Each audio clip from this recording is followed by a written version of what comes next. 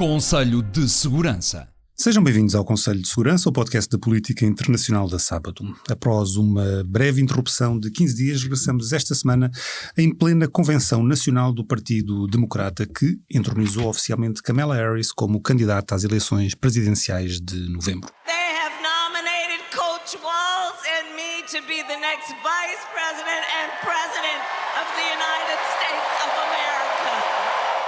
Um encontro por onde tem passado Bill e Hillary Clinton, o casal Obama, Nancy Pelosi e muitas outras estrelas do universo democrata e também do entretenimento. Mas também vários dissidentes do Partido Republicano de Donald Trump. E apesar de estarmos a gravar esta quinta-feira, ainda antes do discurso de aceitação oficial de Kamala Harris, é sobre a convenção que vamos falar, como sempre na companhia do professor de Relações Internacionais, Vasco Rato, e do jornalista João Carlos Barradas. Eu sou o Nuno Tiago Pinto, diretor da Sábado e moderador deste podcast.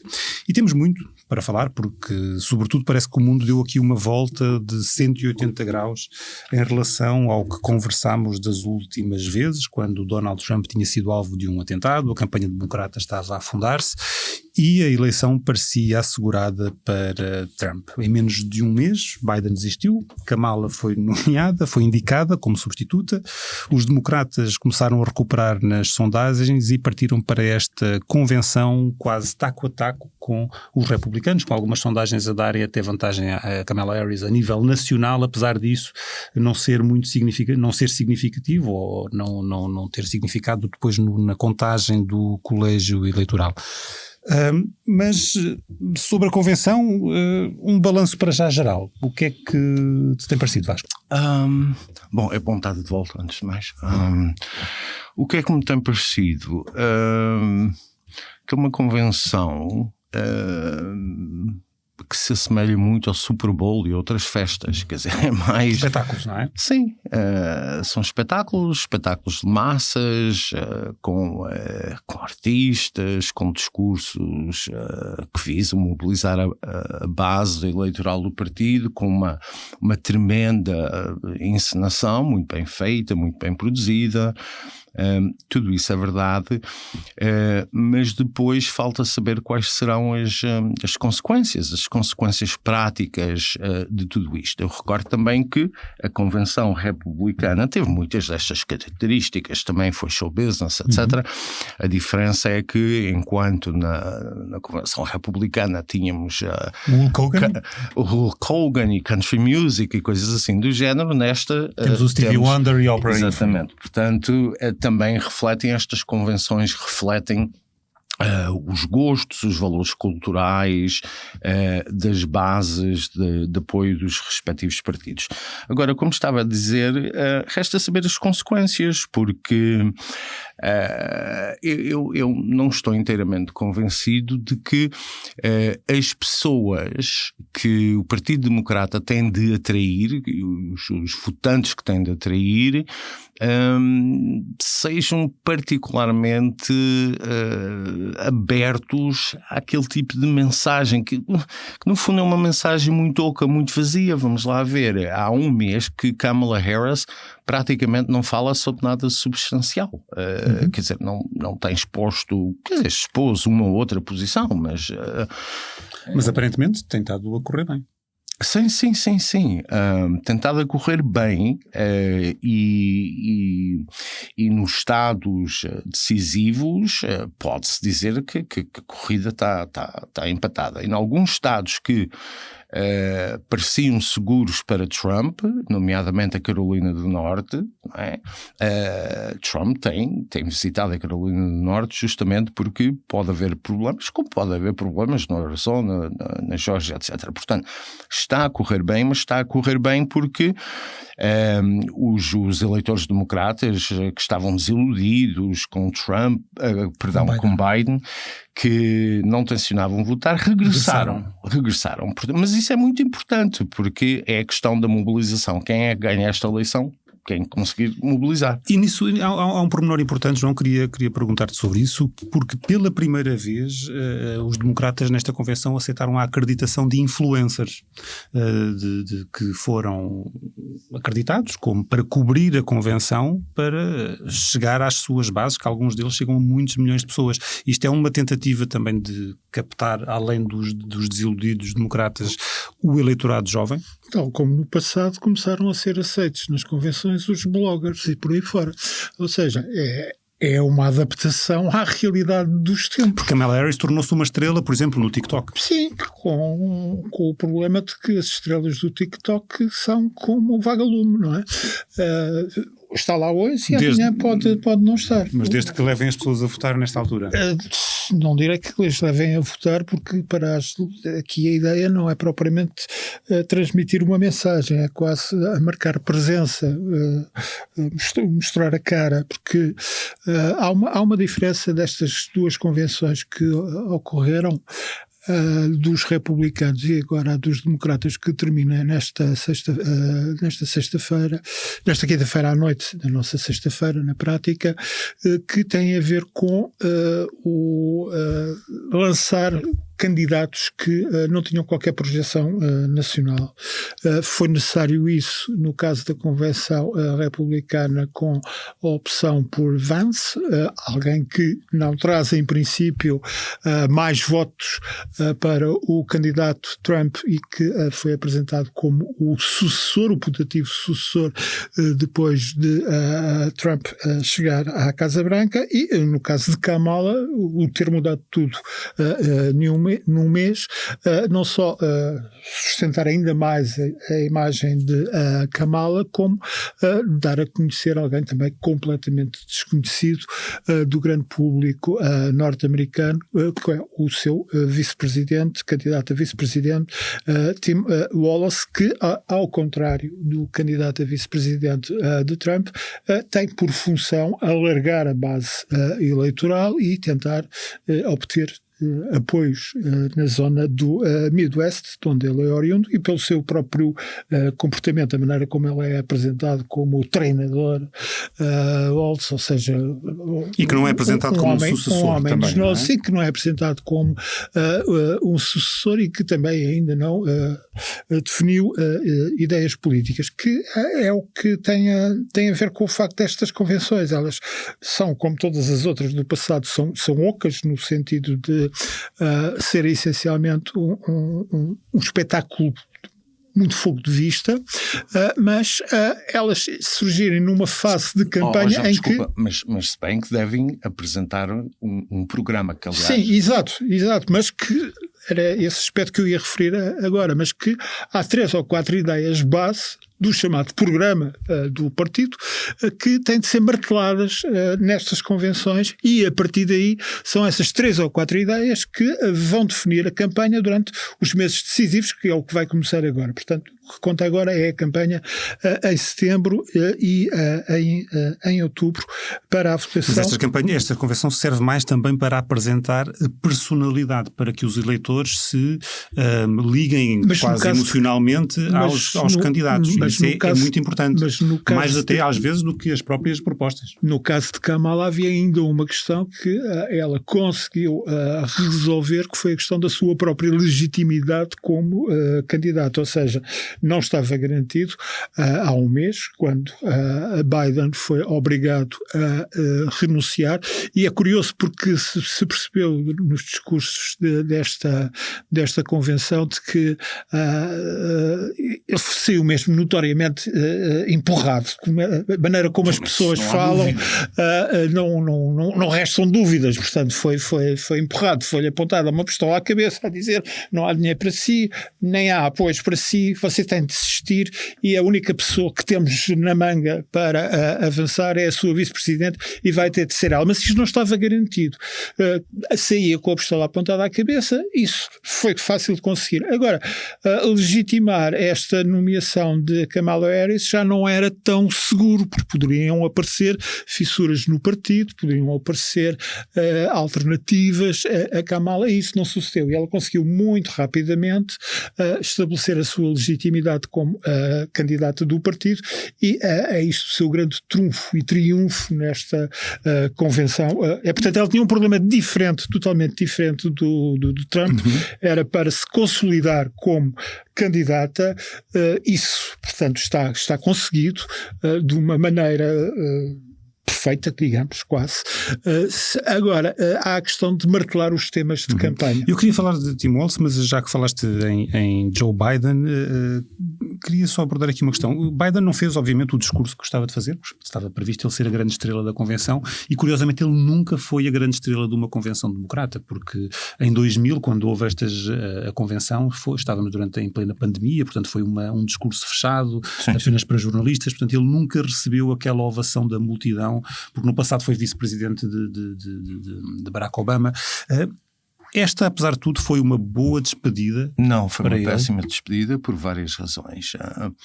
Por exemplo, no discurso de Michelle Obama, a certa altura Michelle Obama diz: eu andava tão deprimida, já não acreditava em nada, agora que há a Kamala, não é? Tudo mudou.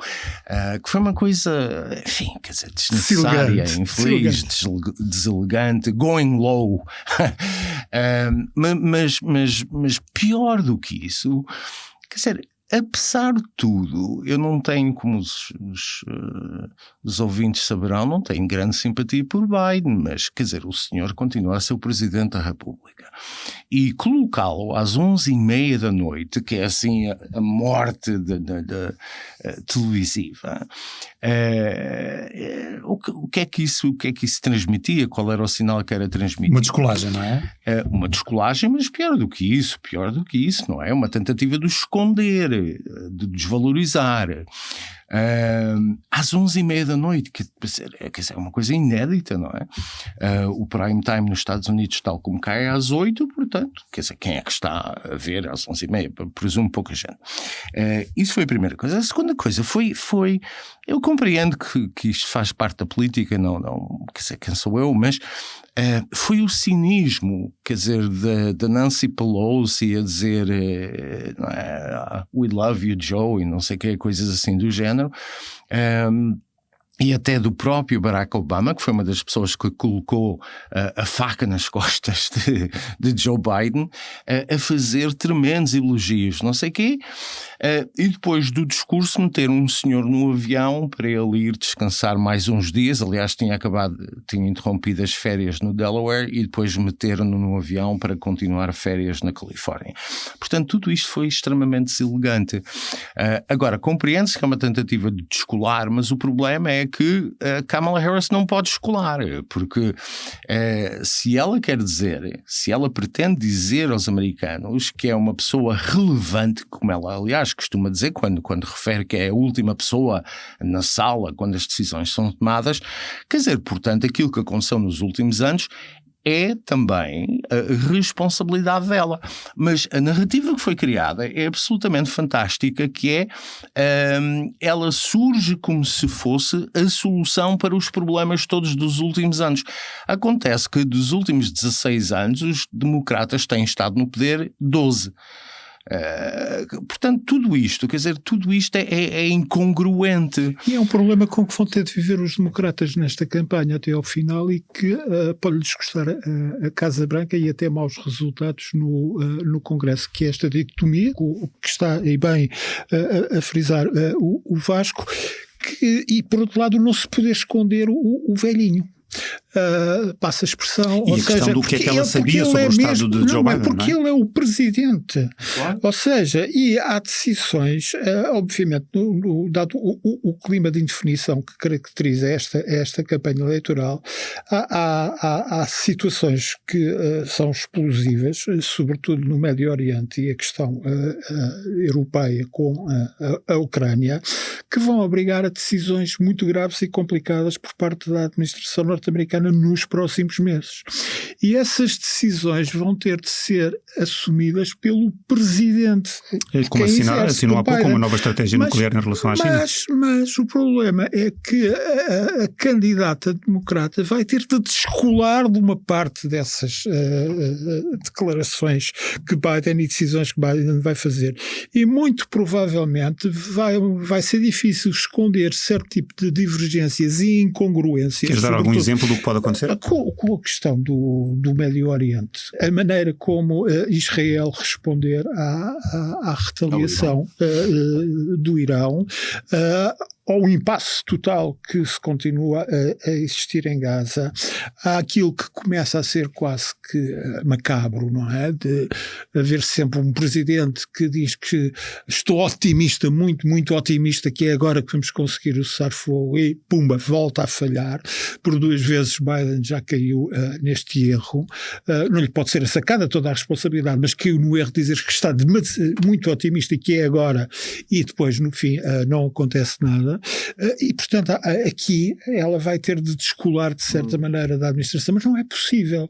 Portanto vai ter de arranjar algo que os seus estrategos políticos vão ter de definir de como viver com esta ambiguidade até ao fim e como conseguir martelar umas ideias em que descole também de Biden. Eu estou a usar sempre a expressão martelar ideias porque são mesmo 2 ou 3 ideias muito simples que se têm de passar na campanha.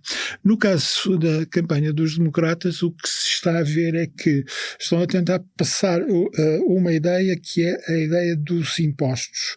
Connosco os impostos baixam, ao contrário de Trump, que vai aumentar impostos. Portanto, a ideia é isto, pronto.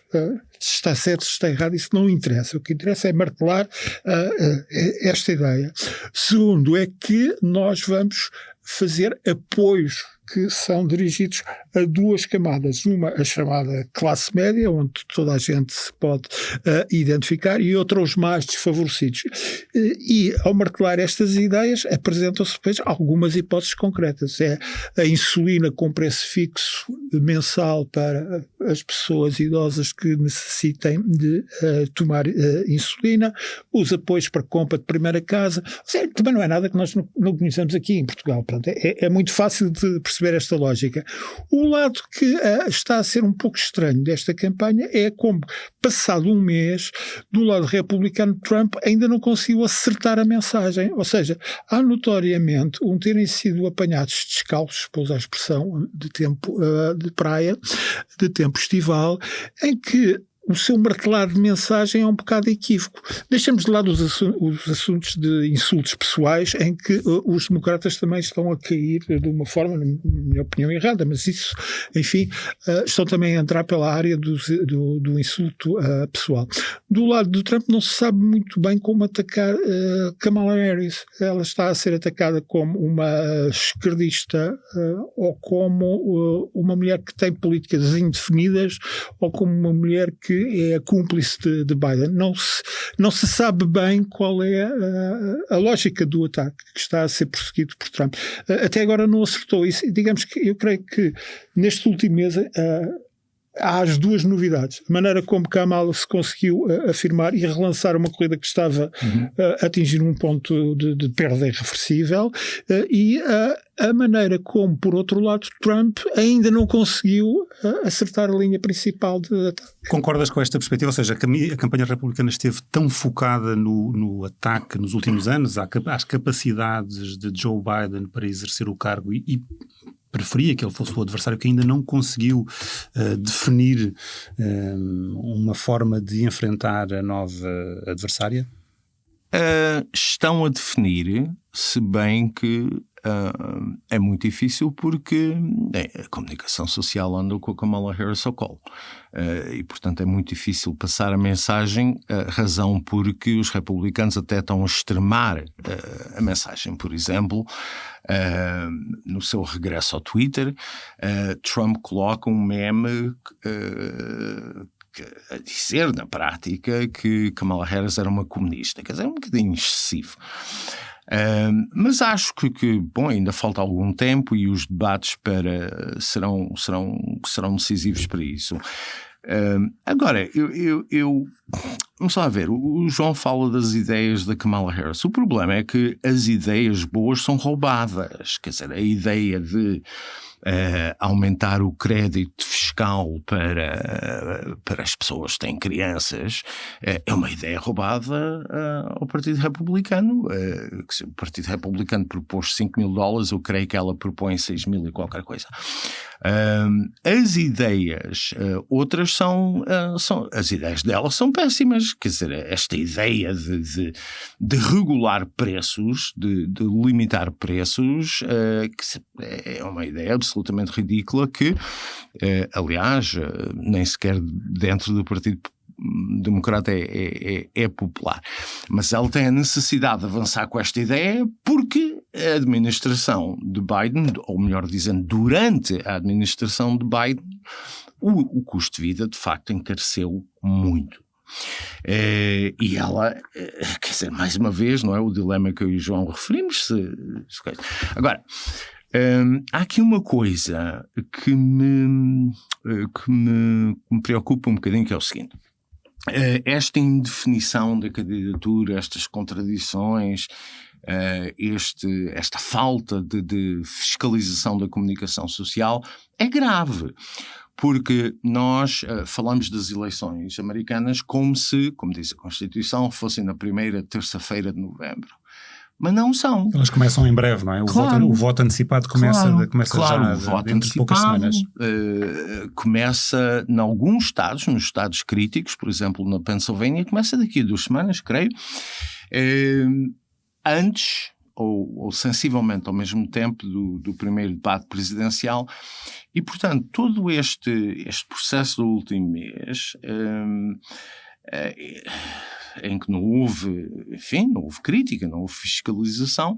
Agora, nós corremos o risco de ter pessoas a votar, os americanos correm o risco de ter pessoas a votar numa altura em que praticamente não se conhece ainda a candidata e as suas propostas. Mas atenção, isso não se aplica aos chamados indecisos ou eleitores oscilantes, porque nesse caso presume-se que essa sua decisão, precisamente devido ao nível de indecisão, se arraste e que não seja definida já pelo voto antecipado. Mas é apenas uma presunção, que pode revelar-se completamente infundada, certo. Não é? Mas há outro problema com o voto antecipado. Quer dizer, eu por regra, aliás, sou contra votos antecipados, porque muito pode acontecer. Imaginem que eu voto 2 meses antes do dia concreto das eleições. Quer dizer, muita coisa pode acontecer. E, portanto, as pessoas votam numa situação em que ainda não se conhece a informação. E isto é um problema nos Estados Unidos, porque o voto, quer dizer, é um problema para os republicanos, porque o voto antecipado favorece os democratas. E, aliás, Porquê? Por causa de uma coisa que se chama ballot harvesting, a possibilidade de tu ires, por exemplo, a um lar e recolheres os boletins das pessoas, que se presta a alguma manipulação, como os votos por correio também se prestaram no passado. Não é? Portanto, quando Donald Trump diz que lhe roubaram as eleições, não é. Mas porquê que favorece assim. Os democratas? Se ir a um lar, pode ser. Porque eles pode dar para os dois lados, não é? Pode, mas na prática foram os democratas que foram, digamos, mais bem-sucedidos nisso. E em parte foram mais bem-sucedidos nisso porque as máquinas partidárias controlam os grandes centros urbanos onde esse tipo de coisa é mais fácil. Isto não quer dizer, não estou aqui com uma teoria de conspiração a dizer que foi por isso que Trump perdeu, não perdeu, etc. Mas estou a dizer que se presta a estas coisas. Aliás, há muitos casos nos últimos anos de pessoas que foram presas, que foram acusadas de manipulação de votações, portanto, a nível local, portanto, não se está aqui a dizer nada de novo. Mas porquê é que isto é importante? Porque eu creio que, independentemente do resultado, se for a Kamala ou o Trump a ganhar, a coisa vai ser muito reunida, não é? E, portanto, a última vez foi por 50 mil votos, as últimas eleições presidenciais. Portanto, era muito importante que não houvesse a mais pequena dúvida sobre o processo, como houve no passado, para que uma das partes não atirasse logo lama ao outro lado a dizer que o presidente ou a presidenta é ilegítima. Existem até várias notícias que dão conta de que a máquina republicana em alguns estados está a preparar-se todo o processo para eventualmente contestar a eleição. Sim, portanto nós estamos a partir do princípio que parece correto, ou pelo menos é correto agora, de que esta eleição vai ser muito reconhecida. Agora, ela pode desequilibrar-se de um momento para o outro, mas desequilibrar-se de uma forma completamente abrupta e condenar uma das candidaturas, por causa da situação internacional. Que nunca será o fator essencial para a definição do voto no momento em que nos encontramos. Continuam a ser as preocupações com a situação económica, com a questão ou não questão da imigração, com o aumento ou não aumento da criminalidade. É isso que está a definir essencialmente a orientação do voto neste momento, mas se for necessário à Casa Branca e também, e nós não nos podemos esquecer deste elemento, é que também há eleições para o Congresso. Há eleições para o Senado e há eleições para a Câmara de Representantes. Nós temos sempre tendência a esquecer que a Câmara de Representantes vai toda a votos e que vai 1/3 do Senado. E nestas compitas eleitorais, as posições destes candidatos e candidatas alteram-se também em função da conjuntura.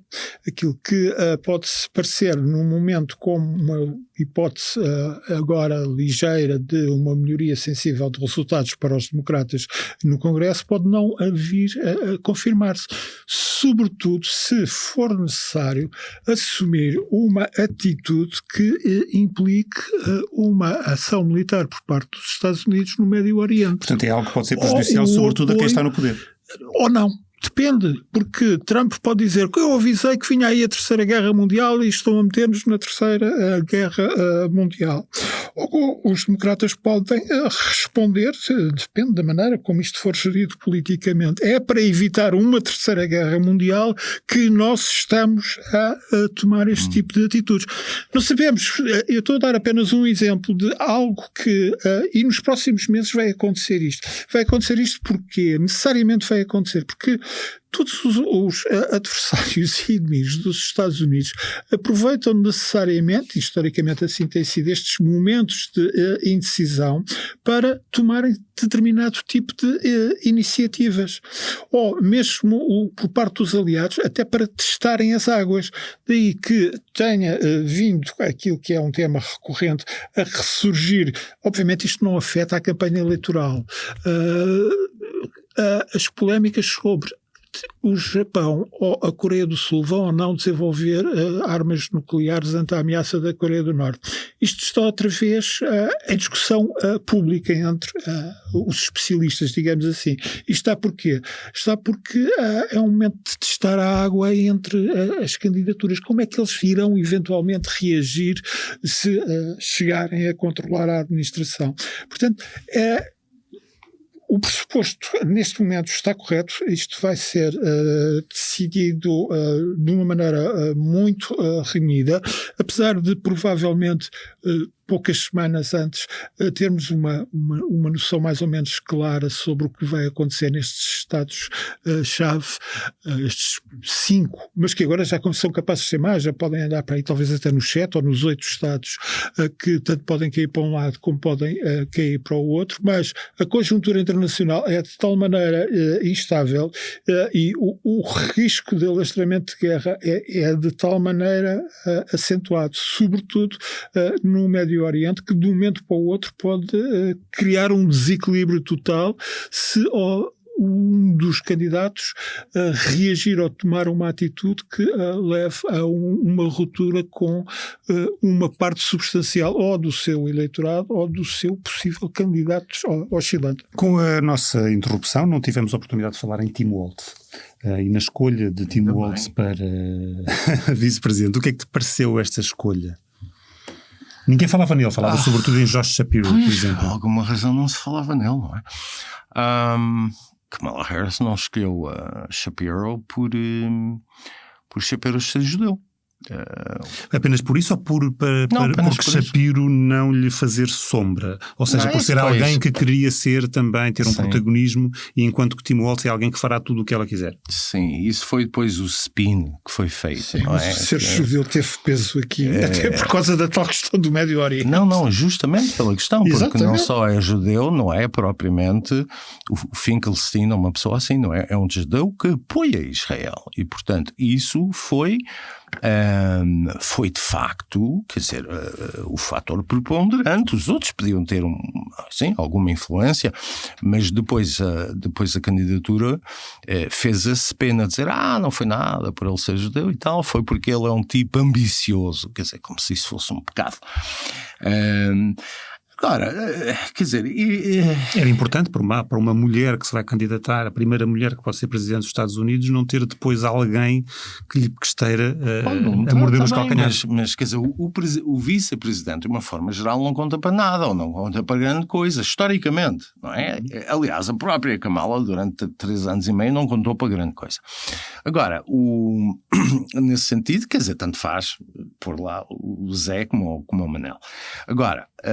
Há exceções muito raras recentes. Há o Al Gore, que foi apresentado como alguém com uma agenda própria. Mas são exceções, justamente. Agora, este candidato em particular, eu por acaso vivi fora há algum tempo e conheço bastante bem o estado do Minnesota, incluindo o sul do Minnesota, inclusivamente Mankato, a cidade onde o senhor viveu, etc. Tim Walz não tem nada a ver com aqueles, quer dizer, com aquela parte do Estado que é rural, conservadora, tradicionalista, etc. Mas já tem que ver com o Estado no seu todo, que historicamente é um Estado até bastante progressista, é o Estado do Mondale, do Humphrey, etc. Mas é preciso recordar que quando Minneapolis, a maior cidade, Minneapolis, St. Paul, a maior cidade do Minnesota, ardeu na sequência dos protestos do Black George Floyd, Tim Walz era o governador. E recusou o pedido do mayor de Minneapolis para enviar a Guarda Nacional.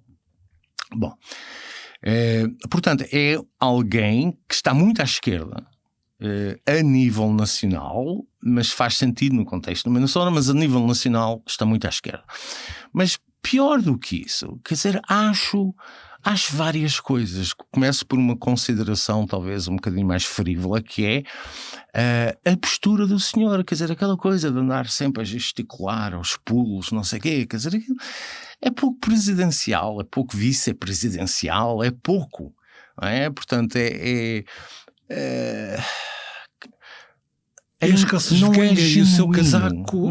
Exatamente, a apontar para... Mas isso é a nossa visão ou é a visão americana? Porque ele está a ser apresentado como o American Dad, aquela pessoa com quem todos os americanos se conseguem relacionar e identificar. Esse é o segundo problema. Depois começam a surgir as notícias, evidentemente, quer dizer, do homem ter sido apanhado, embegreado a conduzir, que na América não é uma coisa particularmente típica dos pais, mas enfim, não é?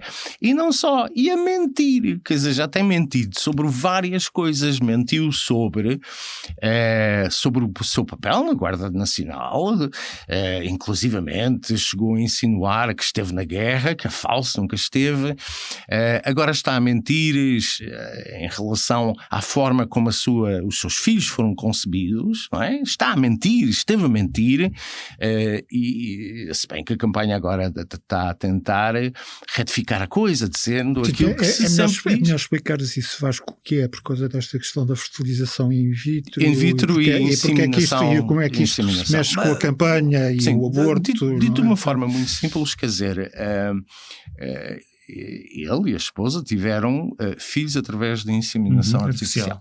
Mas ele tem vindo a dizer publicamente, N ocasiões, portanto não é um erro, disse-o em muitas ocasiões, que foi feito que o processo foi um processo de in vitro, não é? Portanto, coisas completamente diferentes. Dir-se-á, mas qual é a diferença? Não sei o quê. A diferença, desde logo, é que está a mentir. E está a mentir porquê? Porque depois faz o passo seguinte e diz porque o Vance é contra a concepção in vitro, o que é falso. Absolutamente falso, porque Vance já em várias ocasiões tem dito que não não se opõe a esses métodos. Opõe-se ao aborto, mas não a esses métodos de concepção. Portanto, quer dizer... Mas depois tudo isto descarrila, porque depois entra-se na história e então os óvulos podem ou não ser conservados. Sim, claro. E depois e o esperma, claro, mas gente já falecida pode ou não ser conservado. Portanto, depois tudo isto ponto é outro. desemboca. Mas o que o Vasco está a dizer é esta questão de... apresentaram o senhor como o coach, não é? O coach da equipa de futebol, não sei o que é, exato. O tio, aquele tipo simpático, não sei o que. E o que estamos a ver é que parece ser um tonto mentiroso. Quer dizer, agora vamos ver se essa imagem se cola ou não. E isso tem muito que ver, acho eu, com o debate com o Vance. E é absolutamente, quer dizer, inequívoco que o senhor tem alguma capacidade oratória, portanto... Tem um êxito já. Tem um êxito, algo que pegou bem entre os democratas e que talvez alastre ao tal eleitorado indeciso e oscilante, que é dizer, aqueles tipos são esquisitos. Eu acho que isso não funcionou. Funcionou entre os democratas e talvez venha a funcionar com o tipo de eleitorado. Ele trouxe isso. Mas eu acho que o caso do Tim Walz, que é para comparar muito com a questão do Vance. Ou seja, mas concordas também como que o vice-presidente não tem qualquer importância? Como, aliás, Donald Trump disse do seu próprio vice-presidente. Sim, mas é que enquanto Vance para se valorizar a si próprio, não é? Quem importa sou eu, sim, este tipo que está aqui ao meu lado não importa para nada. Sim, é como Cavaco e aqueles auxiliares que tinha, que eram os ministros dele e por aí fora, um pouco quando se entra nisso, sendo que Cavaco era um homem ponderado e não tem nada a ver com este egocêntrico alucinado que é Trump.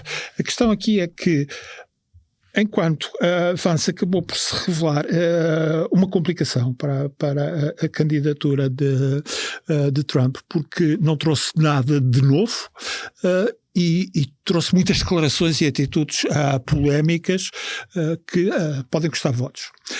Com as declarações acerca das mulheres solteiras que não têm filhos, gatos e não sei o que. Ou seja, tudo deixas que são facilmente exploráveis pela campanha adversária.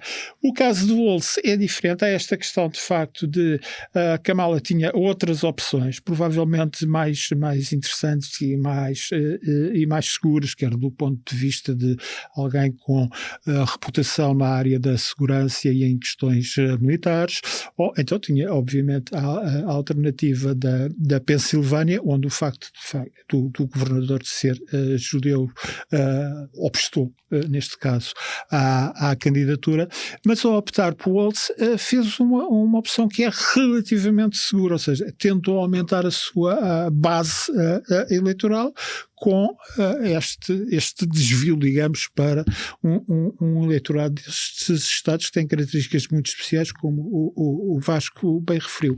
Se ele é ou não a pessoa indicada para isso é algo que só se vai ver agora durante a campanha, porque se ia estar...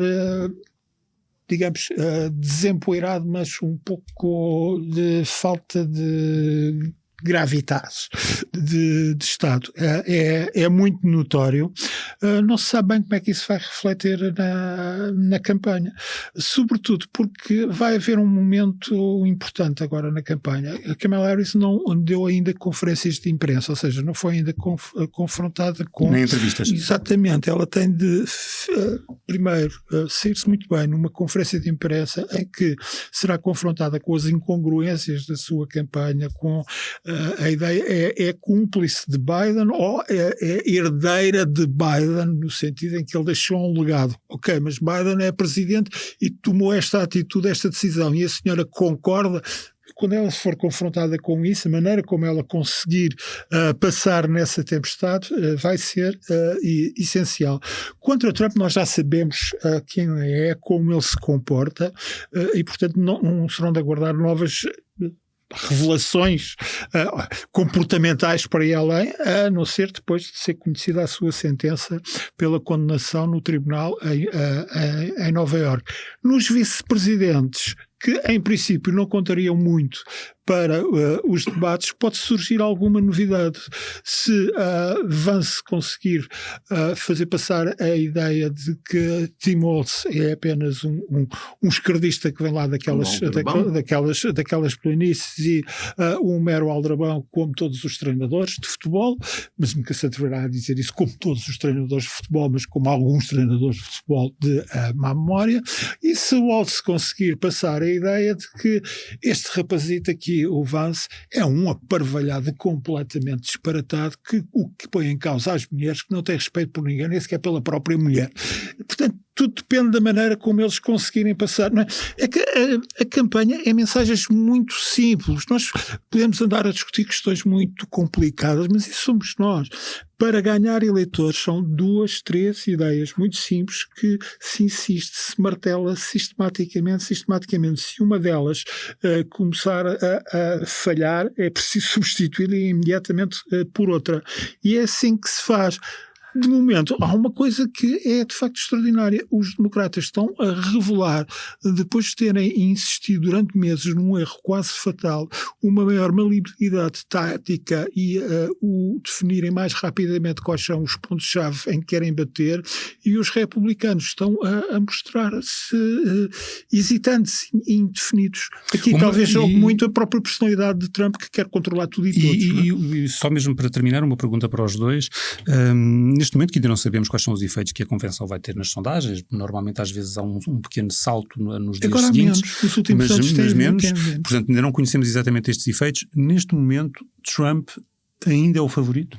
Ou seja, é uma eleição que é para Trump perder, não para Kamala ganhar? Apesar de tudo, acho que é mais fácil para Trump. Quer dizer, as sondagens estão praticamente todas na margem de erro. As sondagens contam, e eu quero salientar isto, o João também já salientou, o conta não é o voto nacional, as sondagens que a nível nacional não sei o quê. O conta são as sondagens naqueles estados essenciais. E aí praticamente estão todos dentro da margem de erro, com uma ligeira vantagem, provavelmente, para Kamala Harris. Mas eu acho que Trump tem muitas vantagens nesta campanha. Primeiro, está a falar daquelas coisas que preocupam os americanos: a segurança, o problema da fronteira, um problema que surgiu agora, esta quarta-feira. A Casa Branca, o governo americano tem andado, a bom rigor, o Ministério do Trabalho andou a inflacionar os números dos empregos criados, e agora tem de corrigir o tiro, quer dizer, inflacionaram em quase 800 mil empregos criados. Isto agora dá, obviamente, uma oportunidade para fazer uma baixa de juros, não sei o quê. Portanto, a Casa Branca tem algumas armas ainda, mas isto favorece a campanha. O que resta da campanha eu acho que favorece Trump, porque o João dizia há pouco, a gente sabe que Trump é um egoísta, não sei, já não me lembro a expressão. Egocêntrico, neste caso. Sim, egocêntrico. Isso é tudo verdade, portanto as pessoas sabem os defeitos do homem, o caráter do homem, Mas sabem uma coisa talvez mais importante ainda, é que, pelo menos até à pandemia, quando ele estava à frente do país, a economia estava a correr bem, de facto havia criação de emprego, uma série de coisas, os rendimentos reais subiram pela primeira vez em 15 anos, não houve guerra no exterior, os Estados Unidos, por isso é que este fator que o João referiu da conjuntura internacional pode ser muito mau para os democratas, e portanto Trump, nesse sentido, quer dizer, é um produto que é conhecido, não só a parte má, mas também a parte boa. Relativamente a Kamala, quer dizer, não conhecemos praticamente nada. E daí, mais uma vez, este dilema, não é? Ou eu não tive nada a ver com isto é um recomeço, ou eu sou responsável por isto. E isto é um legado que, contrariamente àquilo que, quer dizer, o grande Joe Biden que abdicou por patriotismo, que foi um presidente transformativo, quer dizer, isso é falso, é simplesmente falso. Portanto, o legado de Biden é, na melhor das hipóteses, misto. E portanto, nesse sentido, quer dizer, acho que Trump tem algumas vantagens, sobretudo se ele conseguir martelar, como diz o João, os temas que são realmente aqueles temas que preocupam as pessoas. E no caso do Pennsylvania, que é o estado mais importante, porque tem 19 delegados ao colégio eleitoral, no caso do Pennsylvania há o tema da energia, que é muito importante, porque quer dizer, a indústria moderna do petróleo nasceu no Pennsylvania, e o Pennsylvania hoje ainda é muito importante, não só por causa dos oleodutos, os gasodutos, mas também por causa do fracking. E, portanto, Trump está a insistir, e bem, por isso é que ele anda sempre a dizer drill, baby, drill, porque Kamala Harris foi clara ao dizer que se opõe ao fracking. Portanto, há assuntos em determinados estados que podem ser muito importantes. Vamos lá ver. Importantes porquê? Porque estamos aqui a falar de transferências de 2%, uma coisa assim do género. E vamos ver, não é? Quer dizer, ainda não se confirmou, mas vamos ver se esta saída, ou presumível saída de Robert Kennedy da campanha, não irá também ser muito positiva para Trump. Portanto, eu, apesar de tudo, apesar da encenação, da festa, do entusiasmo, a eleição ainda me parece estar mais para o lado de Trump, se bem que, excluindo os cisnes negros que o João falou, se bem que por pouco. Há um fator bom para os democratas e mau para o Trump, a descida das taxas de juros, que vai ter lugar já agora no mês de setembro.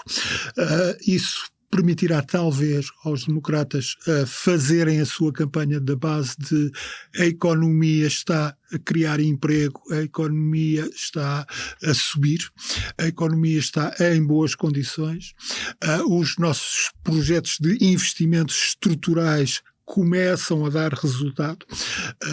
Isso é uma hipótese. A segunda é que a questão do aborto e dos direitos da mulher, do modo mais genérico, que é um ponto fraco, muito fraco, da campanha de Trump, e que ficou ainda mais fraco com a escolha de Vance como vice-presidente, pode ser uma tecla em que os democratas venham a conseguir melhorar também a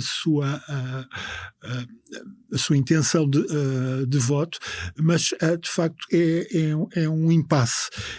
E mesmo a questão internacional do tal inesperado que se espera que rebente durante o mês de setembro ou durante o mês de outubro ou mesmo amanhã, depende muito da maneira como for resolvido.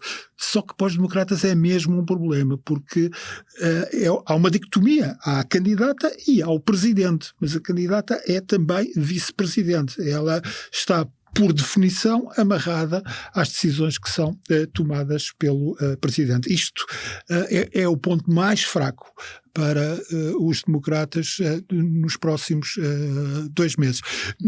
A questão de votos antecipados não a tornarei assim tão relevante conforme o Vasco referiu há pouco, porque creio que isso não afetará, mas não tenho certezas sobre o assunto, o voto dos indecisos, mas acho que é mais importante no sentido em que estas oscilações vão mexer também com as candidaturas a que nós no estrangeiro damos menos atenção, naturalmente, que são as candidaturas locais para a Câmara de Representantes e para o Senado, porque essas candidaturas alavancam também as candidaturas presidenciais ou pelo contrário afundam-nos, e não nos podemos esquecer que uma das razões que levou os democratas a afastarem-se de Biden e porem fim à candidatura de Biden foi também o risco mortal que ela estava a representar para boa parte dos seus candidatos à Câmara de Representantes e ao Senado. Portanto,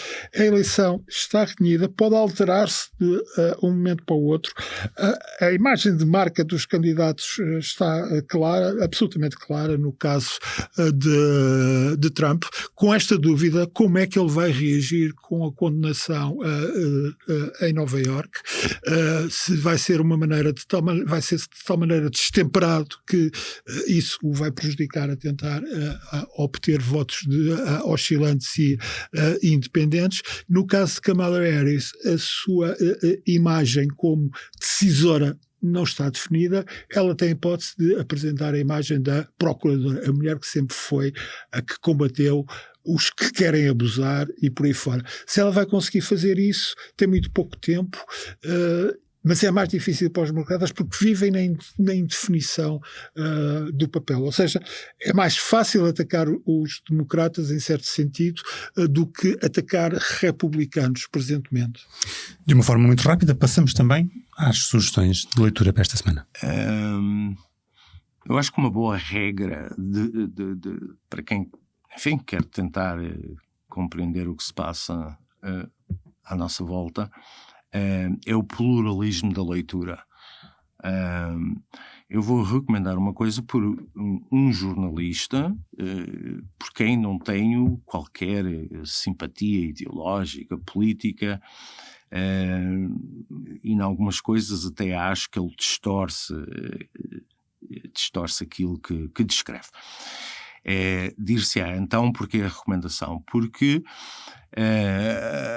Robert Fisk, que é a pessoa que se trata, que é um jornalista britânico muito conhecido, é capaz de ser, num certo quadro político, um dos mais interessantes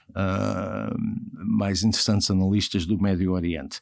Ele há uns anos atrás escreveu um livro chamado The Great War of Civilization, que descrevia o Médio Oriente. Aliás, eu acho que mais uma vez, tenho pouca simpatia pela interpretação que ele faz, mas reconheço que, não tendo simpatia, é uma leitura interessante. Esse livro...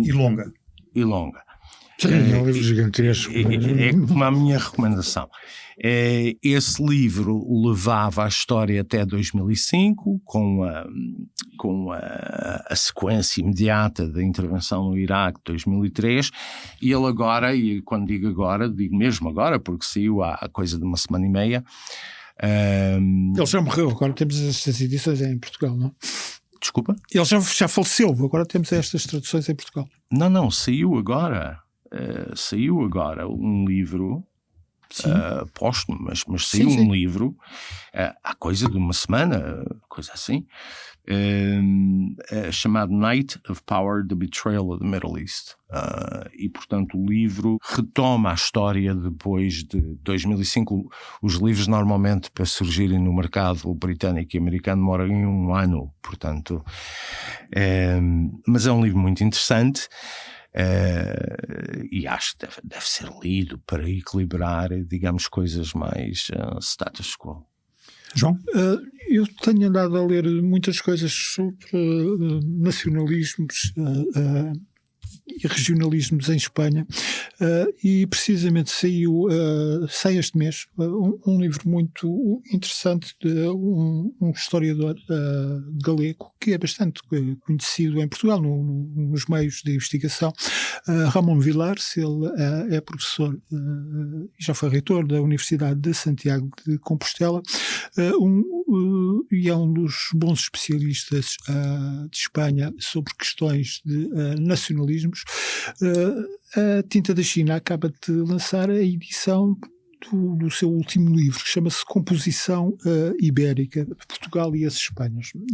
Como dá a entender o título, tem a ver com a relação entre as diversas nações da Península Ibérica e a sua evolução. O que é interessante neste livro de Ramon Vilares é que ele consegue fazer uma abordagem bastante sintética daquilo que foi a evolução da chamada questão ibérica no sentido de iberismo, ou seja, de eventual criação de um Estado federal ou confederal na Península Ibérica, fazendo a distinção entre o tipo de alianças preferenciais que eram buscadas por iberistas ou nacionalistas da Catalunha, da Galiza, com Portugal, opondo-se ao peso da meseta e do castelhanismo, mas como isso deixava de lado, por outro lado, os nacionalismos dos vascos, a maneira muito diferente dos galegos abordarem este tipo de questões, porque para os galegos havia a maneira de afirmar a sua própria identidade com Portugal ou diferenciando-se de Portugal, e a maneira como a Catalunha sempre jogou neste espectro de opções. O que o livro falha é que, precisamente nesta ideia de composição, é que Ramon Vilares depois afirma que tudo mudou com a entrada de Portugal na União Europeia e da Espanha na União Europeia. E mudou porque, a partir de agora, já não se trata de encontrar equilíbrios entre nações, mas muito mais formas de cooperações entre regiões, sobretudo aquilo que ele sublinha muito da cooperação transfronteiriça, tanto no caso da Andaluzia, por exemplo, como, obviamente, também no caso do norte de Portugal e da Galiza. No entanto, o livro é muito interessante, recorda elementos que nós temos tendência a esquecer, como, por exemplo, os catalães tentaram e não conseguiram apresentar-se como uma das nações com direito à autodeterminação ao abrigo dos princípios apresentados pelo presidente Wilson depois de acabar a Primeira Guerra, de como o aparecimento de um nacionalismo separatista galego nos anos 60 foi uma espécie de fogo fáutil, ou de como a Catalunha é uma questão muito mais perene, apesar desta ideia de que será possível compor as regiões. Mas para quem quiser informar-se com segurança sobre estas questões, este livro de Ramon Vilares, Composição Ibérica, Portugal e as Espanhas, é altamente recomendável. Saiu agora, Tinta da China. Obrigado aos dois. O Conselho de Segurança fica por aqui, um pouco mais longo do que o habitual, mas tínhamos motivo também para isso. Nas bancas encontra já a mais recente edição da Sábado, que tem na capa uma reportagem sobre os segredos para manter o cérebro jovem. Como habitualmente, pode ouvir-nos nas plataformas de podcasts, no site da Sábado e no canal do YouTube da Sábado. Obrigado por estar desse lado. Até para a semana.